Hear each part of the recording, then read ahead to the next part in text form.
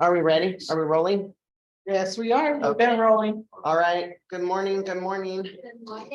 So this is the last module of the sphere of influence, and this is covering things that really, I mean, it is sphere of influence related, but we're talking about some different things as well. It's all to wrap it up. So the next training that we're going to go into is financials for agents. Talking about profit and loss, talking about how to budget, because we're trying to run like a business, right? This is our business. This is, even though it's a relationship-based business, we still need to run it like a business. That's why we're going through all of our, getting people into our sphere of influence and going through all this. But we also, once we get that going and we're making all this money from working with our sphere of influence, we got to figure out what to do with it. Because a lot of people have come from jobs that are W-2. And you go to 1099, and at the end of the year, you get all this money and you haven't saved any of it, and you have to pay taxes. And it's a shock, because we do have a business partner, Uncle Sam, right?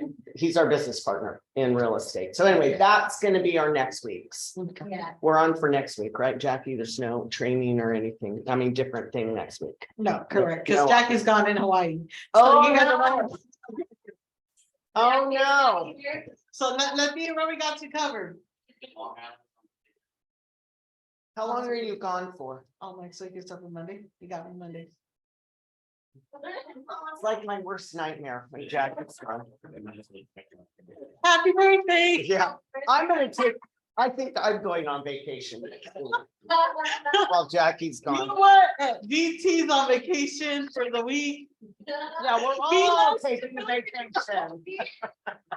You know, the beauty is on average, most realtors do. So it does die down a little. So it's all the reason for you guys to not take the vacation and work. So I was watching, did anybody watch Good Morning America this morning with Barbara Corcoran was on? Oh, You know who she is, right? Shark Tank, Barbara Corcoran. Her family was real estate. She's real estate. And she's like a real estate guru, super successful. And they did a question and answer. And one of the girls, it was a video. She said, is it a good time to buy? And she said, absolutely, it's a good time to buy. Because she talked about interest rates are up, but if you wait, prices going up. And if you wait, if interest rates ever go down, right? If they ever go down, which they'll probably never go to a 2 or a 3, but if they do, everybody jumps on the bandwagon again, and then you have more competition. So when that happens, guess what happens? Prices go up anyway. You pay more. We get into a bidding war again. So she was just talking about the best time to buy real estate is now. And thank you. Oh, okay. But I'll write you here something. Okay, all right. So the best time, she was saying, to buy real estate is now. She said, do it. So people are worried about that because again, we talked about interest rates. Yeah. I saw a statistic that said that if interest rates drop just 1%. Yes. It brings like another 1 million buyers into the market. Oh, yeah. Right. So the inventory. Yeah. That's what she said. If it goes down even 1%, you see more of them flood back in.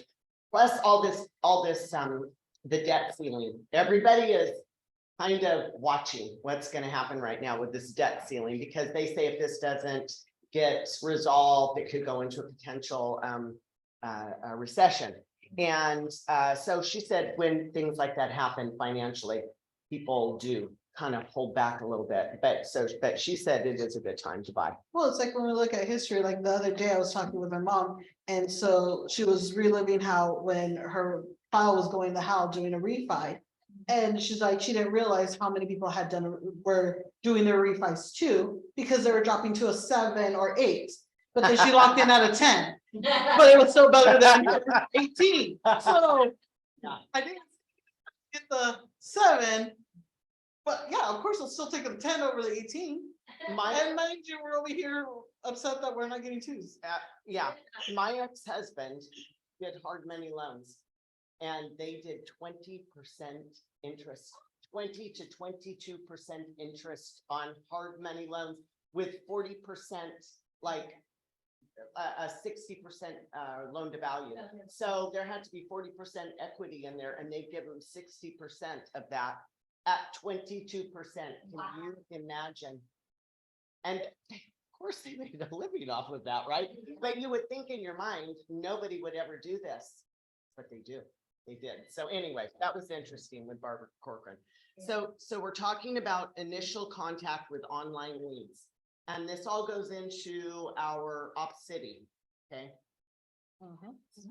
Being fast is important. It's documented. Being fast is very, very important. The first 5, if you can get to them within 30 seconds, you're great. A minute, you're great. Under 5 minutes is great. As time goes on, you're going to have a harder time because you got to imagine these people are sitting in front of a computer, right? And they're doing something and they fill in their name or they're looking at Zillow or realtor.com. They're hot on it right then.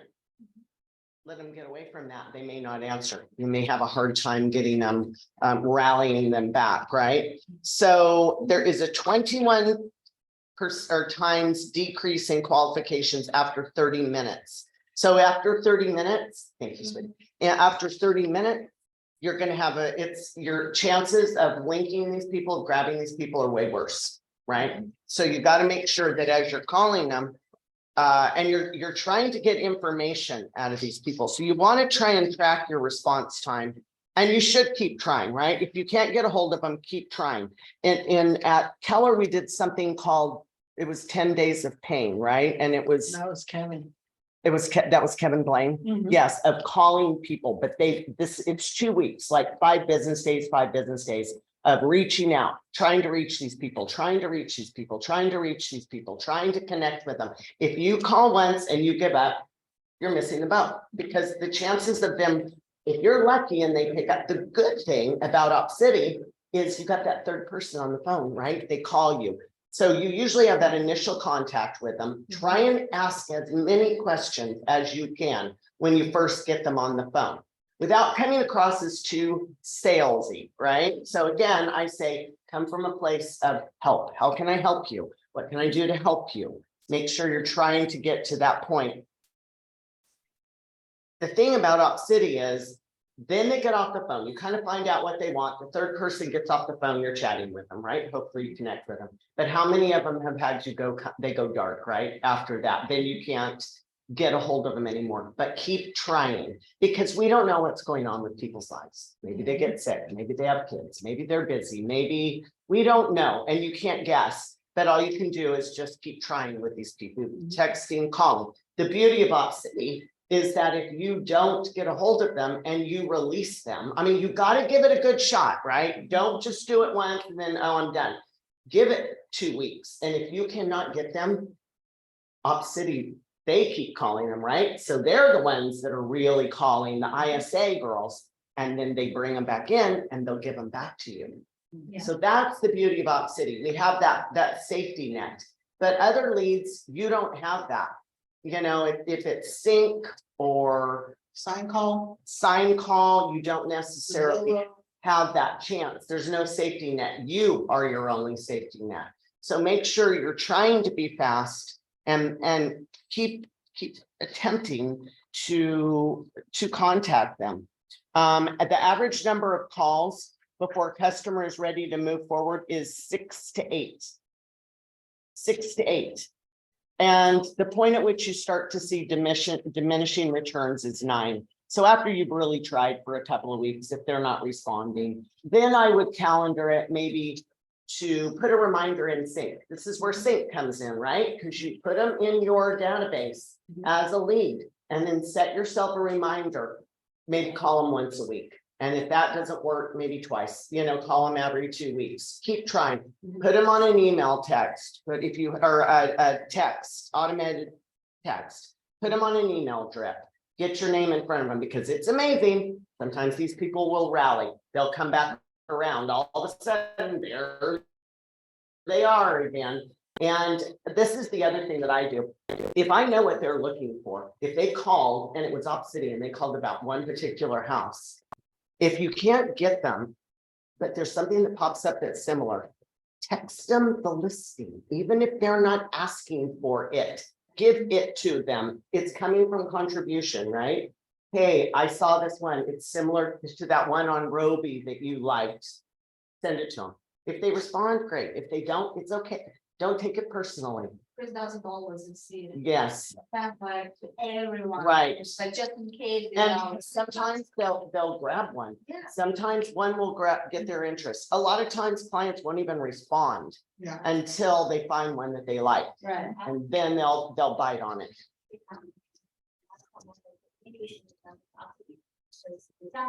Now I'm visiting their company in Franklin Park. See, you gotta hang in there with people. You can't give up. You can't take it personally. I mean, I wouldn't like grind it so bad that they're like, don't call me again, right? Then, maybe you've gone a little bit too far. You've crossed the line. But if you're coming from contribution, how can I help you? It's gonna work. So in your package, there's a 2-week assault plan. Day 1, what to do, day 2, what to do, day 3, day 4. It gives you a lot of different information about this assault plan. It also gives you phone call scripts, what you can say. It's just take these scripts, read through them and make them your own. That it gives you ideas of what to say to people. But I guess my point with all this online stuff is, number 1, you got to be fast. Right? Don't lollygag around. If you get the lead, call them. You get the lead, respond, because they're sitting in front of the computer at that point. You may wait 2 hours and they may be at work. They can't answer their phone. They're not going to answer their phone. So be fast and don't get discouraged. Keep following up with them. And for our night owls, if you happen to be up at 3 a.m. and there's an inquiry, answer it. That's the most likely to actually turn into something within the morning. On average, sellers that wake up at 3 a.m. end up listing at 8 a.m. if someone answered them within 10 minutes. Yeah, well, I don't know that I. You don't stay up till 3 a.m. to get them, but if you're up a night owl and you see that phone, answer it. Yeah, Don't yeah, take they it for would be granted. impressed. So here's some fun facts about follow-up. 78% of sales go to the first responder. 50% of leads don't get followed up on at all. 50%. So if you're taking a lead and you just don't follow up, they're just gonna get the next person who calls them is gonna get them. You're gonna lose them. Because if you don't try, you're never gonna get them, right? I mean, that's the thing. After 5 minutes, most internet leads go cold. But the average response time is 44 hours for people to respond back. So don't give up. Don't give up. So the sales process with online leads, they're going to be a lead, right? Then they turn into a prospect, because what are you trying to do? You're trying to find out what they're looking for. You're trying to find out what if they're qualified or not, right? That's a biggie. We don't want to waste our time with people that are not qualified. And then you want to set and confirm an appointment. A lot of people, so I do not use buyer broker agreements. Okay, I go off script. I go through this. I'm just kind of zipping around here, but I do not use buyer broker agreements, but you guys can if you want to. Do you all know what a buyer broker agreement is? You know, Tina? Okay, it's an agreement between you and your buyer that they are going to use you. And if they go outside that agreement and buy, you are actually owed a commission. Now, Jackie, is it from them or the other agent? How you write it up is what makes it. So you can have like, every now and then I'll use just a buyer agency relationship that just says I'm your agent. Just because I don't like the other one, but the other ones you can structure it to where they have to pay you, where the other agent will pay you, and then in there. So like it even use like, for instance, right now that we see a lot of 2.5 commissions, where it says buyer, I'm owed a 3% commission. If they are only paying me 2.5, you're gonna pay me the difference to accumulate my free. People are doing that. But it is there. It has to be signed and you have to explain it properly that it's signed. Now, I have always gone from the opinion that we do not own our clients, we earn our clients. So I have never done that because I would never want to force somebody to use me.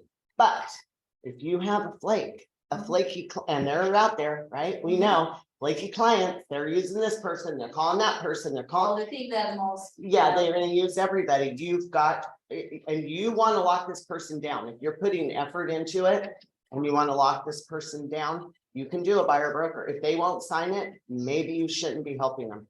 Maybe it's a reason not to. So I would think about that. Online lien follow-up plans. This one is really good. You'll see it. It's in the package. A leads, hot leads, they plan to move in 0 to 30 days. It gives you the follow-up plan for them. Obviously, the follow-up plans are going to vary depending on what their urgency is. These don't have pages on them. I wish they had page numbers. They kind of do, but they get erased. So like at the top right here, it says page 24. Yeah, you can't even see that. Oh, it says 24, very, very faintly up Very at the faint. top. Because we make copies of it. I know. Okay. See it? And then there's the B leads, which are warm leads, C leads, and D leads. This gives you follow-up plans for how urgent these people are.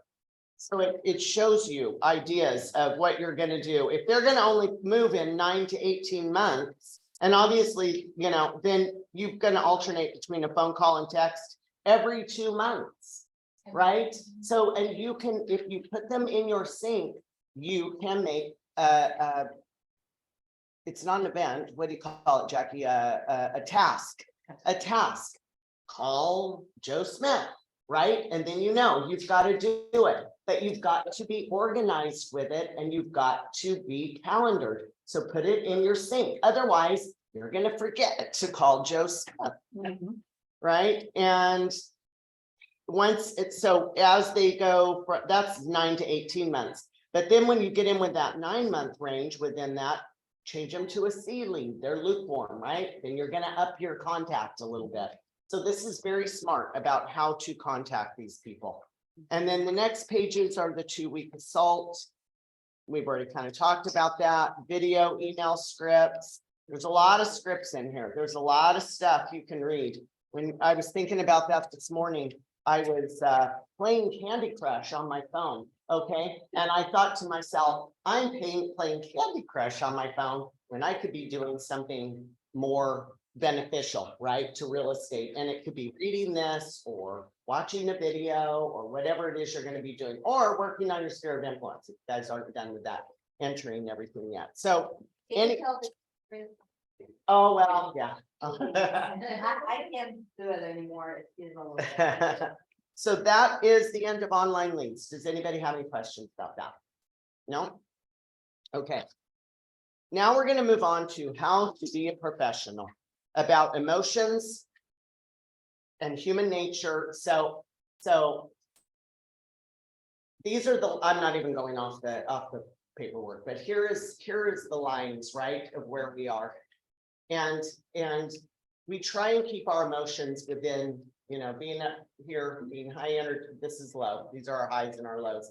As real estate agents, right here, we try and keep it's in there somewhere. Yeah, We try and keep between the lines of emotions, because we don't want to get too hyped up.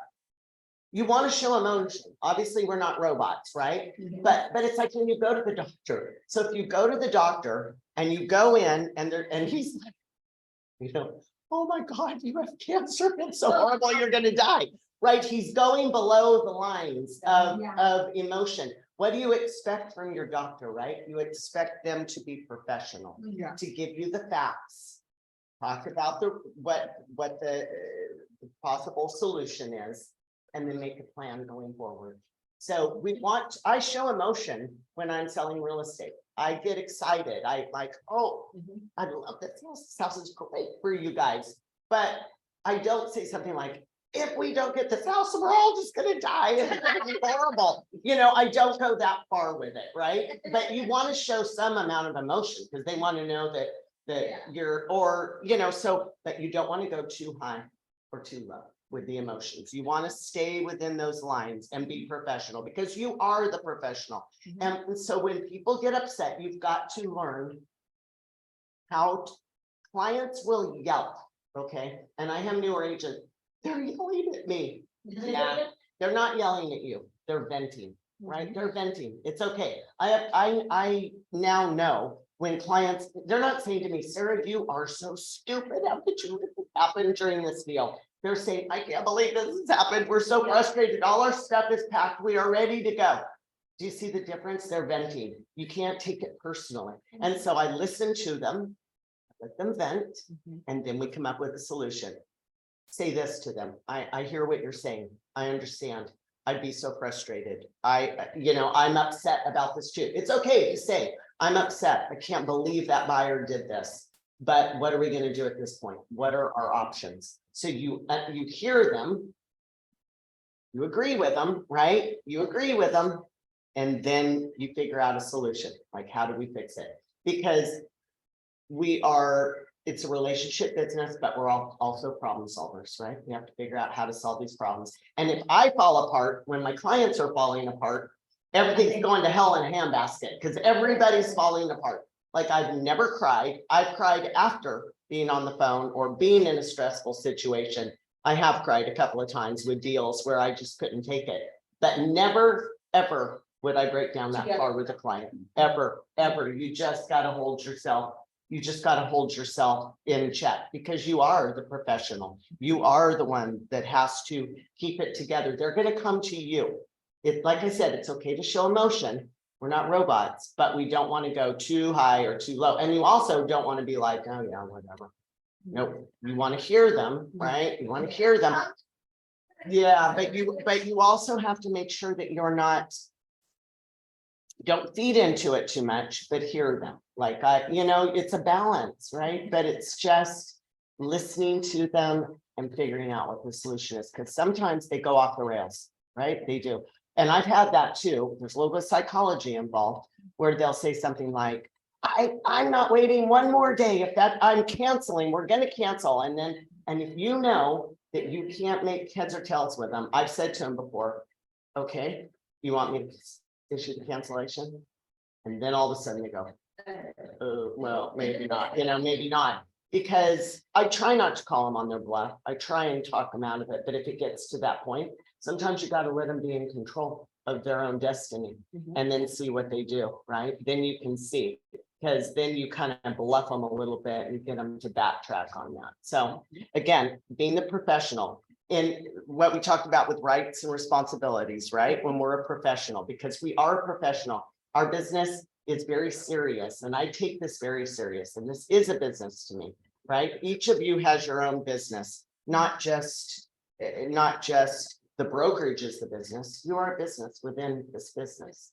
And so that as you get more responsibility, you kind of lose some rights. You might lose the right of being crazy excited, or you've got to keep those emotions like this.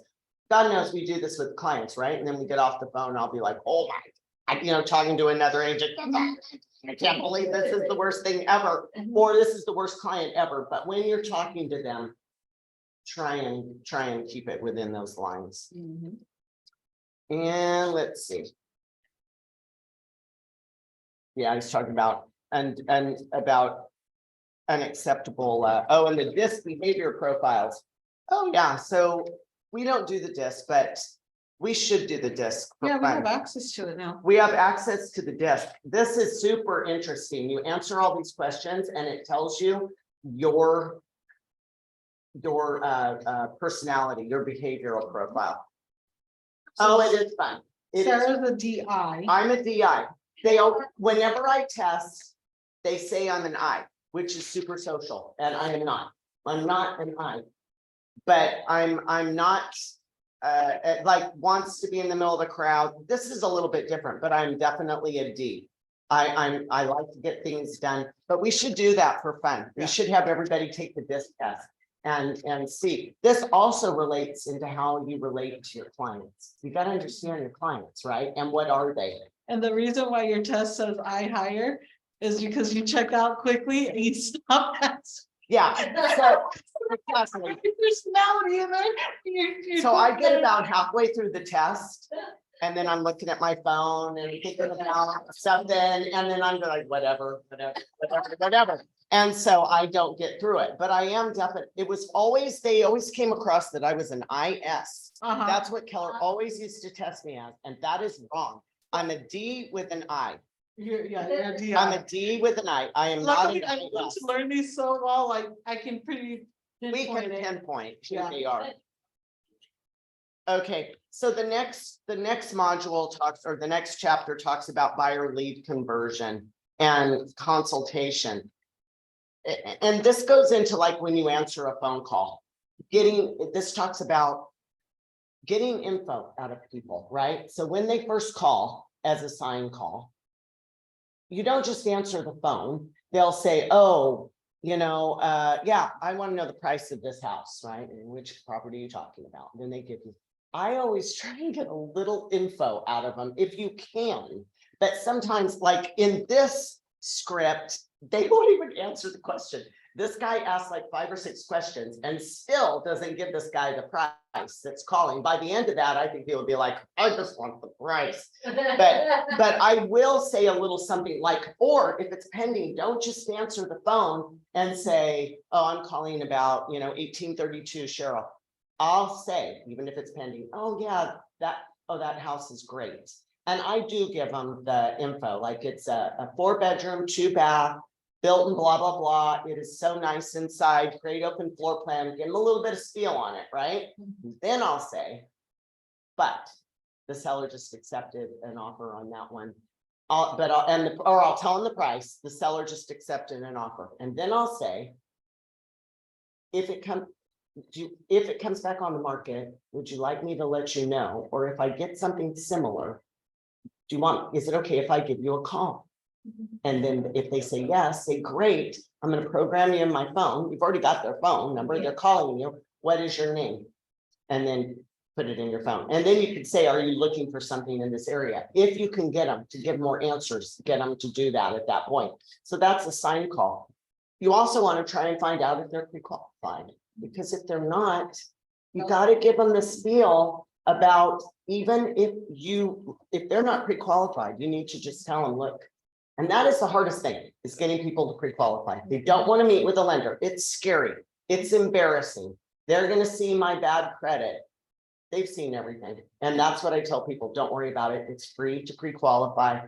These guys have seen everything. And even if you don't qualify right now, you will find out what you qualify for, because more important, what you need to do to qualify. More important than purchase price is what their payment is going to be and how much money they need to buy this house, right? And to get that info, we got to have them talk to a lender. First down payment. Yeah, how much their down payment is. So you've got to have them talk to a lender. So we want to make sure that they are talking to a lender. So you've got to encourage them to talk to the lender, right? You've got to encourage them to talk to the lender. If you can get them to do that, ask them, can I refer you to a couple of lenders? Call those lenders, let them know they're going to be calling, or can I give your number to a couple of lenders to call you? That's even better. Then let the lenders call them. Then the lenders should be bringing them back to you, right? They should, but you need to call that lender and tell them, hey, Wes, I just, referred Joe Smith to you, or here's his number. He wants to get pre-qualified. Can you call him? So that lender should be getting that guy pre-qualified. They also should be talking you up when they're doing that. Oh, Sarah's a great agent. Sarah's a good agent. You want to make sure you have that relationship with your lender. If they're not talking you up, they're missing the boat a little bit, right? Because I'm talking that lender up. I'm saying Wes is my preferred lender. He's a great lender. He's done this for 30 years. I've never seen him not close a loan once he says it's approved. So if I'm doing that, I better expect the same thing from him, right? You better expect the same thing. So that is getting them to the lender. Now, they talked about getting them in for a buyer consultation. I don't do a formal buyer consultation. I just don't. But I've done it for 23 years, and I have enough confidence in the fact that I can meet them at a property, and I do my own buyer consultation on the property. I talk to them when I'm there. I get to know them, even if they aren't qualified, but I have a good feel about them. I will go ahead and show them the property. I will do that. And you kind of also do it on the phone too, when you're doing. I do it a little bit on the phone. If they say something like, how much down? Okay, I know they have not talked to a lender, because because if you had talked to a lender, you would know how much money you've got to come in with. So I make sure that I do that, I try but I don't do a buyer consultation. But if you want to make that connection with people, see if they will come to the office, meet with them, talk to them, see if they've met with a lender yet. If they have not, maybe you could have the lender come at the same time. There's all different ways to handle it. My way is not always the right way. It just works for me, right? And then once you get them through that consultation, or you know what they're looking, then of course you're going to start sending them leads and going from there. And you better get them in your sync. You better get them in your database. If they don't want to go to the lender, that's a problem, because, and you need to explain it to them. The way the market is, you might find, we want to wait until we find a house. Yeah. Okay, that's great. You can wait, but there's already going to be probably 4 offers and it'll be gone by the time you get to the pre-qual process. So don't wait until you find a house. Plus, we don't know what you're going to qualify for. What if you find a house and think and you fall in love with it and it's not even in the right price range? So we've got to make sure that you get that with the buyer consultation, that you handle those buyers and make them know you are working for them, or get them to sign a buyer broker agreement. Then they know you're working hard, and you can present it that way. I am going to work really hard for you, but I need to, and we're working together. This is just a contract to say, I'm going to work really hard for you, and you're going to work, and you're going to be diligent about working with me. Because people don't understand how we make our money. They think we make our money from, I don't know what they think we do, showing houses, or like it all goes into one big pot and we split it up at the end of the we could, yeah. They think therapists is just to drive around and look cute. Yeah, and like, it's crazy what people think. Oh, I didn't know how it worked. So make sure your clients know how it works. Like, I don't get paid until you don't want to make it right. You don't want to make it all about money. Yeah. But you've got to get it out there and make sure they understand. Some of them are very savvy, some of them are not. So any questions about buyer lead conversion? And look, there's a buyer lead questionnaire and lead sheet in here. So when you get them on the phone, just if you don't know what to ask people, ask them. It'll help you determine, are they an A, B, C, or D lead? You know, are they a hot lead, or are they like, oh, and you know, but they'll say, oh, we're just looking. Okay. So when you go into a store, right? I go into Marshall's, they don't do this anymore, but they used to, like at Nordstrom or the department stores. What can I help you with? You know, and what do people say? I'm just looking, right? Even at the car lot, you go on the car lot and here comes the salesman, right? And you're like, I'm just looking today. Yeah. But you're not just looking, because you're there, you are looking, but you're looking for a car. It's the same thing for houses. We're just looking around. Okay, but when you find the right one, they're going to buy. So don't necessarily take that to heart. I'm just looking. Yeah, same thing with open houses. I'm just looking. Oh, we're just looking. We just, yeah, because you're thinking about houses. So what are you looking for? Yeah, and then True, because when I did the open house and that place, one of the ladies said, check mark in there, just looking. And all of a sudden I sent her a listing of the property, and said, call me back, said, hey, my aunt is moving from Sacramento. I said, can I use real estate agent? see, it's so good. Because most of the time when I go on a car lot, well, I don't go to car lots. I just call my guy, my car guy.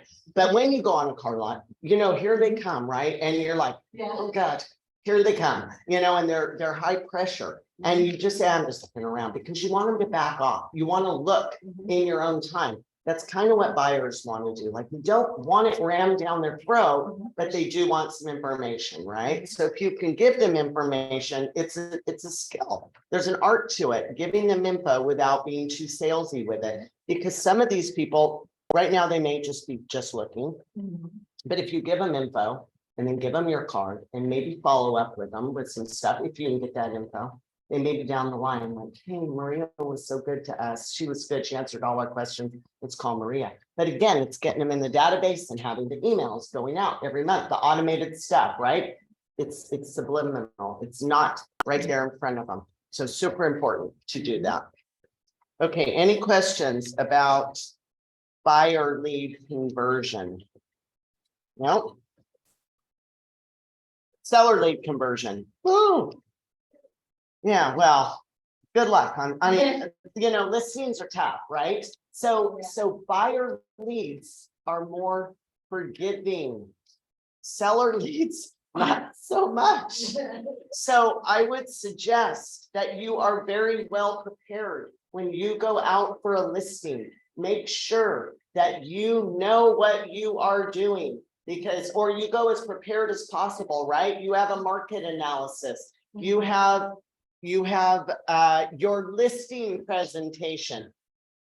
Don't do what I do, okay? Because I go out and I wing it, right? Most of the time. I go out, I go in, I take a look, they'll ask me, oh, what do you think it's worth? I will not tell them. I do not tell them right there. I'm like, oh, I want to go and pull comps. But what I do with those sellers is I connect with them, right? I go in, I take a pad and I will scribble stuff down. God only knows what I write on that pad because most of the time I can't read what I've written afterwards, but they like it because I'm writing, I'm taking notes and they think I'm really looking and really and I am, don't get me wrong, I am. But and sometimes I'll take some pictures because most of the time, but I know the basics, right? I'll go, it's a 3-bedroom, 2-bath, it has a pool, you know, it's got granite. I'll make those kind of notes. But then they start telling me all this stuff like, oh, we have added insulation, right? So then I go, added insulation, right? I write it down. I write it down. Do I really care? Nah. Is it going to bring more money? Nah.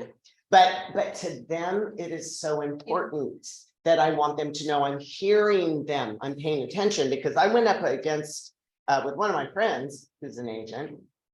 We were going on the same listing and she went first and she just kind of walked around and she went, yeah, oh yeah, yeah. And she was out of there. And then I went and I listened to him and the guy said to me, you've spent so much time than more time than she did. And she just didn't seem like she cared. She just seemed like she wanted to get out of here.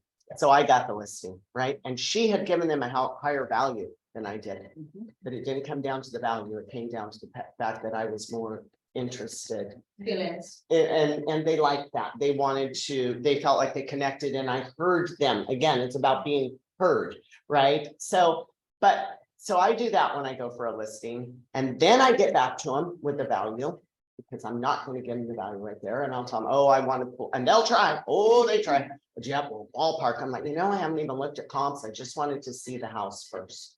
Wanted to see the house and get a feel for it. Wanted to feel how it is. Okay, great. And then I go and get comps. But as a newer agent, that's not how I would do it, right? And because I go in very confident. I'm very confident when I go in and I speak very confidently with them. As a newer agent, just want to be confident, right? Because you know more than they do. And you have me behind you to support you. But you probably want to do some sort of a marketing plan. If you don't have one, create a marketing plan. Because I can tell them what I'm going to do. But if you have it in paper, you know, I have professional pictures. I'm going to do drone shots. I'm going to do whatever it is. Professional signage. You're going to be on Zillow. Whatever it is you're going to do. Have that and put that in your listing presentation along with maybe some references with people giving you good feedback, references, put that in there so they can see that. All of these things, you can put comps in there, but I just wouldn't give them a value right there unless you're good at doing it right on site. You know, you could get yourself in a mess if you come in and it's you think it's a mess, the house, and you're like, oh god. The one I comped it with, and you've already got that price written in there, and it's, unless you want to do a wide range, but then you've got to explain why they're at the lower end of the spectrum, not at the upper end. And those conversations can get a little sticky, but I would definitely have a listing presentation. I would come ready and prepared with not only what our brokerage does, how many we sell. We have 73 agents, all trying to sell properties, right? What you can do to get their house sold. And then the, you know, at some point the value and why you went with that value. You've got to be able to explain it to them. Okay. And if you need help on listing presentations or a listing, I'll go with you. I don't have a problem. I'll go with you. I've gone with new agents. I've gone with Maria. I went with her. And then I was talking to Cindy yesterday and she was either going to call myself or she ended up getting Luis to go. but she took somebody with her because it's okay. Take somebody. If you are unsure, because you've got one shot at it, if you screw it up, you're probably not going to get back in the door. So it's okay to take somebody with you and just say, this is my coworker. This is my broker. You don't just love your broker. This is my coworker, Mhm. you know, and take them with you and do it. So very important on the seller lead conversion. And if they are just thinking of listing, get them in a lead conversion plan. Get them in a contact plan, right? Don't let them go. If they say we're gonna list in 3 months, I would check in with them about every 21 days. How's it going? And if you also, if you're gonna get them into sync, get them on the value, where their value is, you know, the home value, the home pulse, and give them an evaluation. And if you see, do the radius search of homes around their home that get listed. All of these things, showing them so they're constantly in front of them. Because we can get buyers back in. Getting listings back in, sellers, it's a little more difficult. If it doesn't sell, you might lose. And sometimes if they're way overpriced, it's better to be the second agent. I go in and if they are 100 grand overpriced and I just can't do it, right? I just say, you know what? This is where I think you should be. And I have to believe in what I'm selling, and I just don't believe the house is worth 5. I'm comping it at 4. I wish you all the luck. You know, if they think it's worth 5, let them try it.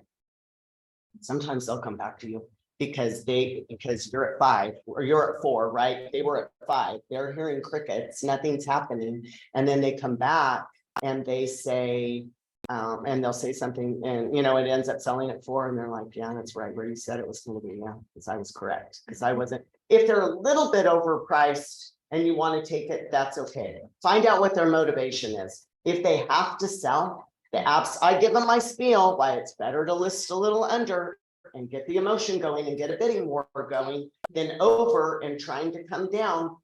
If they don't want to do it, but I still know they're gonna sell, they've got to sell, and they're a little bit up here, I'll take it. But I always just tell them, this is where I think you should be. We can try this. If we don't see activity within a couple of weeks, we need to get our price down where it needs to be. So make sure that you have that conversation with them. But if you guys need help with listings, let me know. Yes, I will. Chris had situations when they listed the house was like 50 grand more. And he told them that it's too much, but okay, as you wish. So they did, and then it was like over a month. Right, and then it's And then people think that something is wrong with the house. right. Customers, you know. Yeah, no, but convincing the seller of that is much easier than us, because we see it, right? And they don't trust it. This is how much is your home overpriced? This is an interesting one. I would put this in a package. Homes with little or no showings are priced 13% too high on the average. That's drive-bys, online views, but no showings, okay? Homes with a low amount of showings are priced 9% too high. So if you're getting showings, but not many, you're probably 9% too high. Homes with showings, but no serious offers are priced probably about 5% too high. And when they're priced correctly, you get offers, right? So I would show that to buyers or sellers, excuse me. And there's a pre-listing video script. You can do a video. You can post those on social media. Very easy to do that. And what about what? Oh, I don't know. I don't talk to him. So any questions about sellers listing? Any questions about that? Problems, questions? No? Okay. Fall forward. Fail forward. So we're not always going to be perfect, right, guys? And we talk about failing forward. If you don't ever, when you try and do things, you are going to fail. Absolutely, you are going to fail. And that's how you're going to change. Because when you're trying things and it doesn't work, but make sure you fail forward, that you learn from it. You're able to move forward from it. Don't risk versus reward. Failure is unavoidable. The person who fails the most succeeds at the highest level. Because if you don't ever try, you're never gonna win. So it's okay, risk versus reward. It's okay to go forward. And Brian Eisenhower says, go forward sloppy. What do I tell you guys? Don't worry about being perfect. Just do it. Cindy and I did a video yesterday, and I told Cindy, we're doing this once, right? Once. We're not doing retakes, not doing redos. We're not going to worry about it. We're just going to do it and post it. And that's exactly what I do in my videos. Gunner's seen me. I sit on the floor. I've got the dog. I like Finn in the middle of it. It relaxes me for some reason. I think people connect. He's messing around. I'm doing a video. It's a little more human. I'm moving, laughing. Alive. And exactly. And I do one shot and I post it and I never look at it again, ever. I don't critique it. I don't care. I don't want to look at myself. I don't want to hear myself. I don't want to look at myself, but I post it. So that's what it is. Fail forward. Don't be afraid to fail. Don't be afraid to take a chance and do things. And even when you're calling leads, it's okay if you don't say exactly the right thing. Don't let your fear paralyze you from doing anything. It's okay if you don't say exactly the right words when you're talking to an online lead. Just keep going. Just keep going. Learn from it, put it in the back of your mind and go forward. Don't overthink it. Oh my God, I shouldn't have said that. I shouldn't have said that. Whatever. We're human. You say the wrong things. Understanding the needs analysis. So if one of our big jobs as an agent is negotiating. And to do that, you have to know what's driving this person, right? So the needs analysis, what are their needs? What are their fears? What are they scared of? Why, and that's where questions, if you're a good agent, you're asking a lot of questions and you are hearing what they are saying. If you are doing the majority of the talking, it's not going to work. You've got to ask them. So why have you guys decided to move? Why are you thinking of moving? If they're selling or as a buyer. Oh, do you own now or do you rent? Oh, well, we own. Oh, why are you wanting, why do you want to sell? Why do you want to buy a new home? Hear what they're saying to you. We don't like the area. It's not big enough, whatever that is. And then that comes into play too. And so you've got to get into a needs analysis of why. What is their need and what's their fear? We don't like what's going on with the neighborhood. We're up in Springville. It's the fires, it's the floods. What's driving them, right? So that way you can kind of work your tactic and you're negotiating with that, because we do a lot of negotiating. Obviously, we represent our clients, but we also negotiate with our clients too, right? When we're doing requests for repairs, we're negotiating with them. And sometimes you've got to find out, like when they're asking for every single thing on the home inspection, why are they, well, maybe they had a bad situation in a previous escrow or something that happened. So I have one on Cheryl and another agent sold it. I was the listing agent. This was last week. So we were going to close on Friday and the buyer was the seller was almost already moved out. They had my moving van. They were moving out. There was nothing. There was no beds in the house. The other agent took her client over Friday morning to look, to do their final walkthrough, for him to say, go ahead and fund it to the lender. And he wouldn't do it. He wouldn't fund it. And I was like, why? Why won't you fund it? He said, because all their stuff is not out. And I said, because it was an agent that I work with a lot. It was actually Carrie Fisher, and she used to be my assistant. So like, I know Carrie, I have a good relationship with her. And I said, Carrie, they're already out. They don't have beds there. They're not sleeping there. I'm not going to let them, they're not going to not move out. Well, then we found out that was not the problem. The fear was he had closed an escrow with somebody and they had all moved out, but they left a bunch of stuff in the garage and they had said, we're going to come back and get it. And they didn't. And it cost the guy over $1,000 to have it all hauled away. There's the fear, right? There's the fear of this guy. He wasn't being irrational. He just had that happen to him previously. So I said, no problems. I explained it to my seller. They had one couch left in the garage and a couple of things. They got it out. I called Carrie. Hey, everything's out. they checked it, refunded yesterday and closed. So you got to find out what's the fear, right? Why? Most people don't just, well, I want to do that. There's a reason why, something that's happened. I'm afraid. And sometimes what they're afraid of is something that is irrational. You're like, oh, no, that can't happen. It's built into the contract that this, or why you're going to prevent it from happening. Sometimes you can't stop it. Like with this guy, there's really not, I mean, all I could really do is say, I promise you it's going to be out, and he was lucky because some sellers won't move until it's recorded, right? I mean, you almost have that. That's why occupancy is really, really important to negotiate.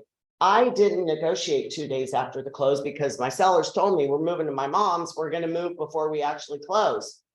Well, see how it went. They didn't exactly move everything until right then that it was closing the day of. So in hindsight, I should have asked for 2 days after the close of escrow to move everything. But I don't know if this buyer would have agreed to it. No, because he was afraid.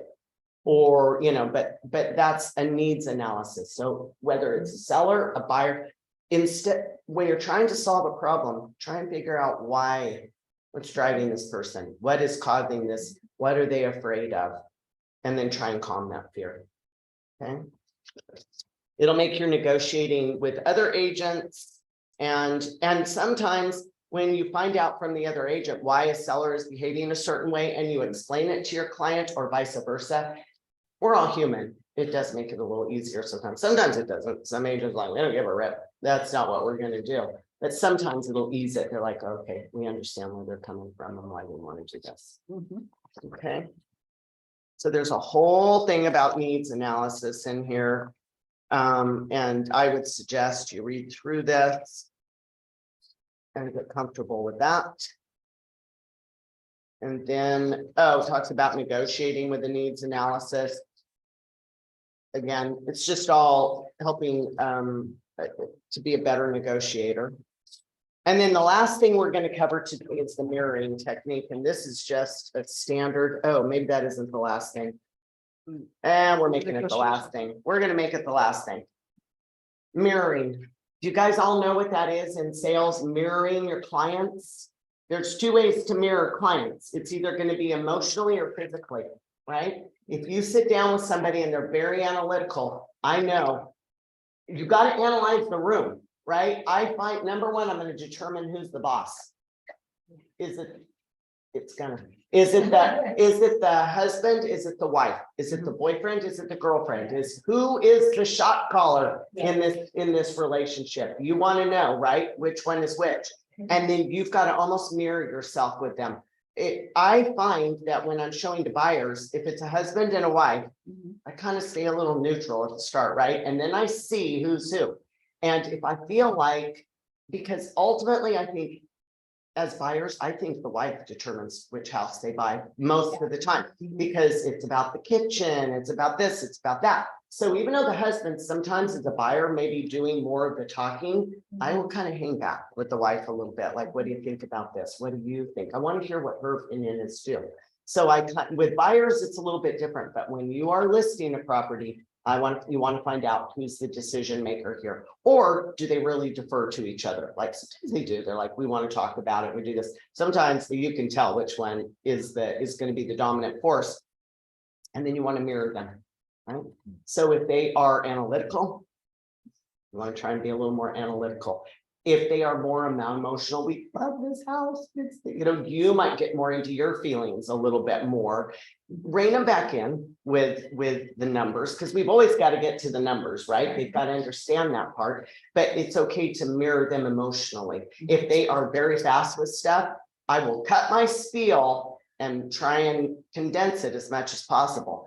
If they're a little more talky and they want to hang out and sing kumbaya, then I will stretch it out a little bit more, because if you rush, they're going to feel like you're rushing them. They don't want to do that. And then it comes down to mirroring body language wise. So if they lean forward, you do the same thing. Like Angelica's lean forward. So I would lean forward.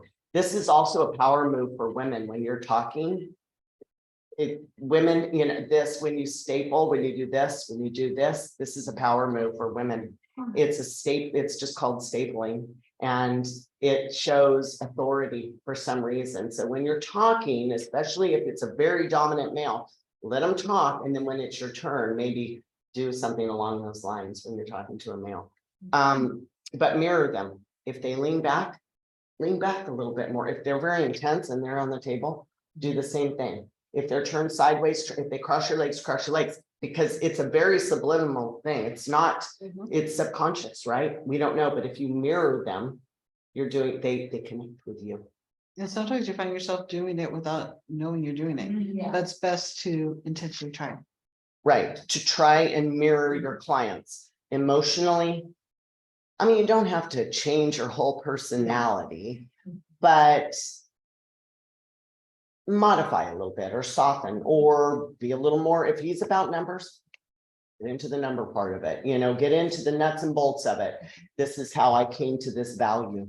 Because some of them are like, or the contract, they want to know about the contract. Some of them want to read the whole thing and you want to explain it. Others are like, oh no, yeah, whatever. And I'm like, and then I know condensed version, Sarah, okay, initial here. I hit the hot spots and go on with it. And if they want to know, like when I'm out there doing with the market analysis, if they're very analytical, I tell them how I adjust like an appraiser.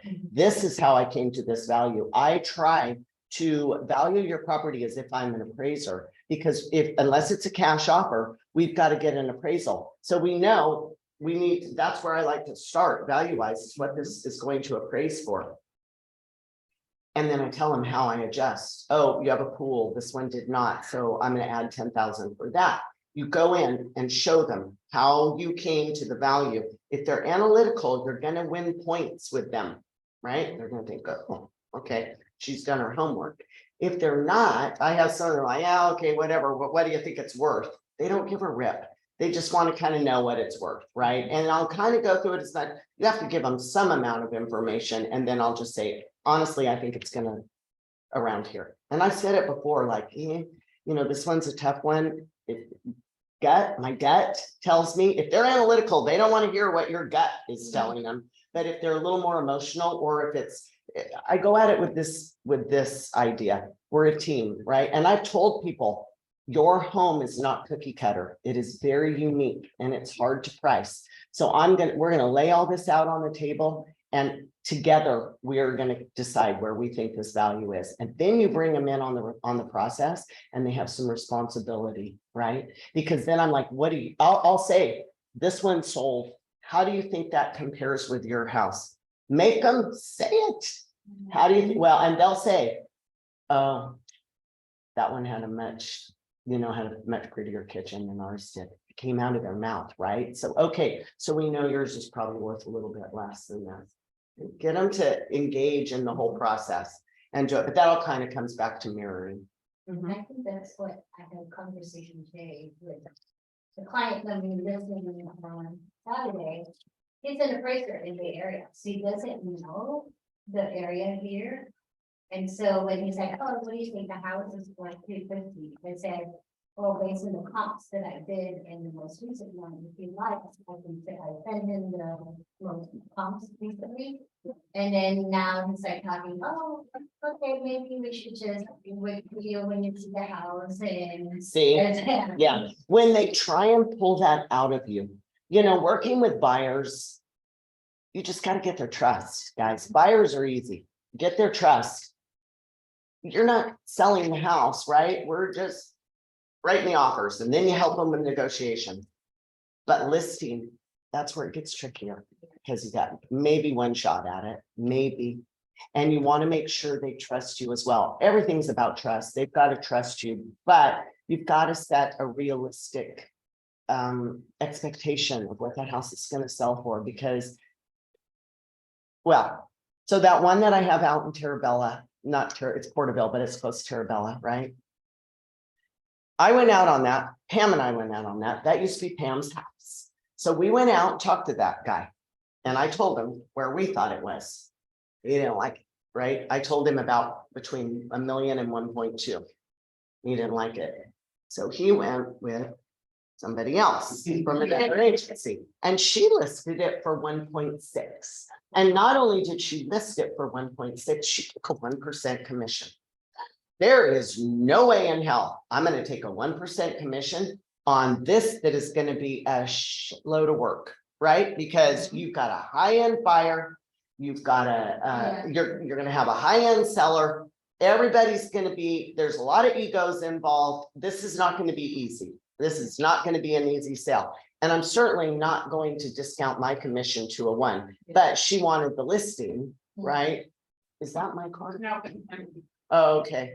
She wanted the listing, and so she discounted her services. She also discounted her knowledge and her value to these people, right? Yeah. So it didn't sell for 1.695, right? And they got maybe 1 or 2 showings.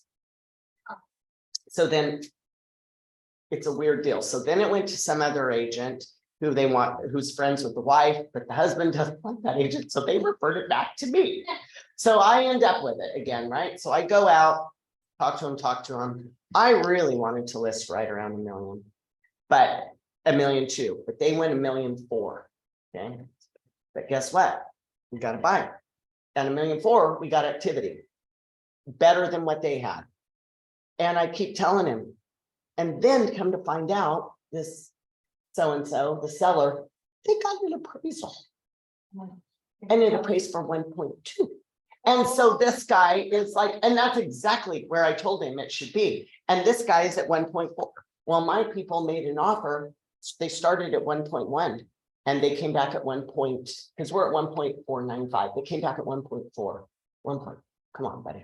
So then I go back to my people. They're like, we're not doing 1.4, but we'll do 1.2.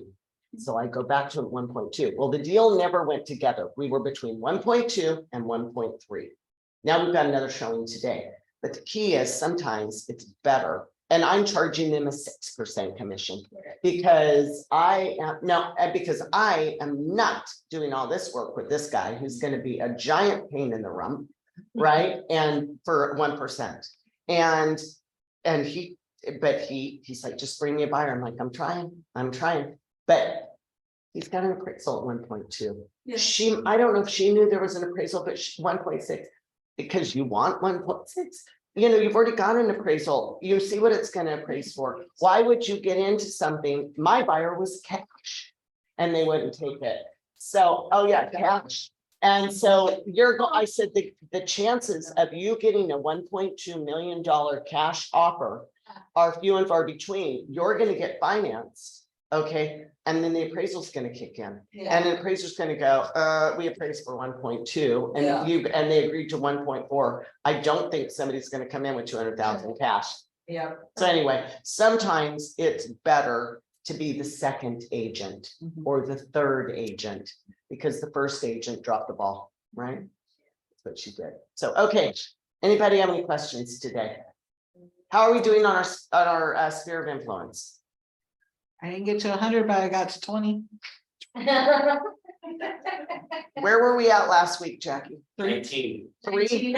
Oh, okay, we went from 3 to 20. Oh. That's good. That's good. But my goal was to be at 100, Okay, but but I got closer. fail forward, right? Fail forward. Angelique, I'm working on it. I have 17 input into my thing, so I have like 0. okay, so we're doing good. Tina, how are we doing? I added a couple more, I have in there, about 54, but I need to remove some of them because they're the opposite that didn't pan out. Then Just make sure they're under lead, but not SOI. Just make sure they're in the right category. Okay. Look in your grips. yeah, keep letting them get your drips. Don't cut them off. Maria, how are you?